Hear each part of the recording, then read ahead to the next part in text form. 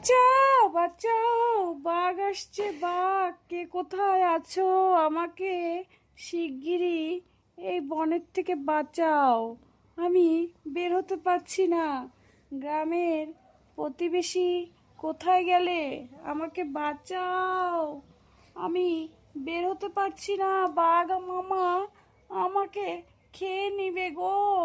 আমাকে বাঁচাও। কে আছো? কোথায়? বাঁচাও, আমাকে বাঁচাও। তুমি কেন এত মিথ্যে কথা বলছো? তুমি জানো মিথ্যে কথার পরিণাম কি হয়? এখানে কোথায় বাঘ? তুমি বলছো এখানে বাঘ আছে। এটা তো মিথ্যে কথা।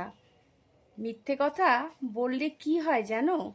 আর তুমি কেনই বা এত মিথ্যে কথা বলো? মিথ্যে কথার পরিণাম কিন্তু ভয়ঙ্কর। সেটা সব সময় মনে রাখবে। বুঝলে কানু? তুমি কে? তুমি কি সত্যি ময়ূর? আমি তো গ্রামের লোকেদের সাথে মজা করছিলাম। আমার গ্রামের লোকেদের সাথে মজা করতে খুব ভালো লাগে। তাই আমি ওদেরকে বলছিলাম যে বাঘ আসছে, বাঘ আসছে। তাহলে ওরা ভয় পাবে।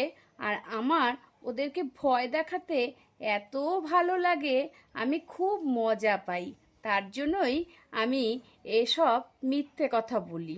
মজা করা খুব ভালো, কিন্তু মনে রাখবে মিথ্যে কথা বলা খুব অন্যায়।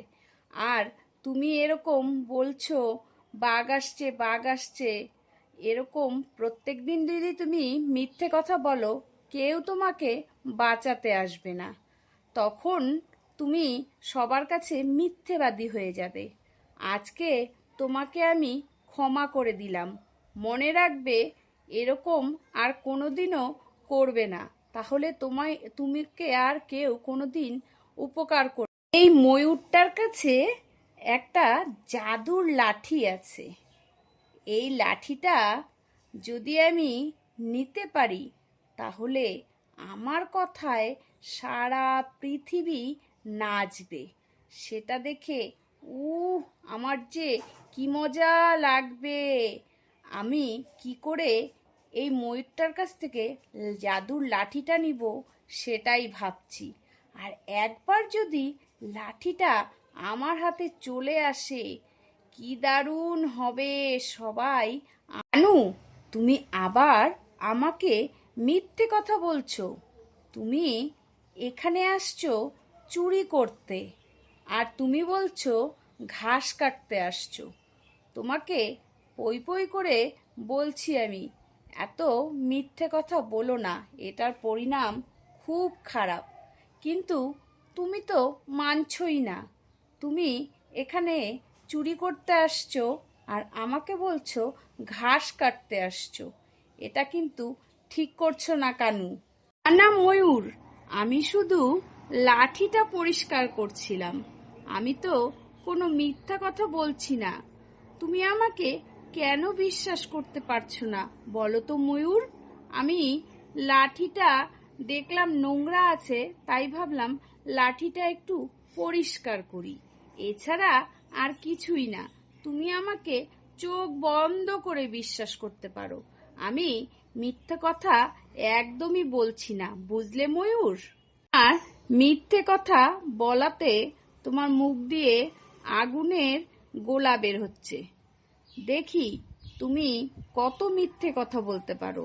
তুমি যত মিথ্যে কথা বলবে, তোমার নাকটা তত লম্বা হয়ে যাবে। এবার তুমি বলতে থাকো, কত মিথ্যে কথা বলে তুমি খুশি হও আমি দেখি। তোমাকে যখন এত বার না বলার পরেও তুমি মিথ্যে বলে যাচ্ছ, আমি আর তোমাকে আটকাবো না। কে আছো? আমাকে বাঁচাও। আমি এই লম্বা নাক নিয়ে কোথাও যেতে পারছি না। আমাকে শিগগিরই বাঁচাও। আমাকে ক্ষমা করে দাও। আমি আর কোনোদিনও মিথ্যে কথা বলবো না। আমার মিথ্যে বলাতে এত বড় ক্ষতি হয়ে যাবে সেটা আমি ভাবতে পারিনি। কে আছো? আমাকে বাঁচাও। আমার এই লম্বা নাক নিয়ে আমি চলতে পারছি না। বড্ড কষ্ট হচ্ছে আমার। কানু, তুমি সত্যি কথা বলছো তো? সত্যি কথা বললে মনের যত ময়লা আছে সব ধুয়ে যায়, আর তোমার সেই লম্বা নাক আগের মতন ছোট হয়ে যাবে। তুমি যদি সবার কাছে ক্ষমা চাও তাহলে দেখবে তুমি আগের মতন সেই স্বাভাবিক জীবনে চলে আসবে।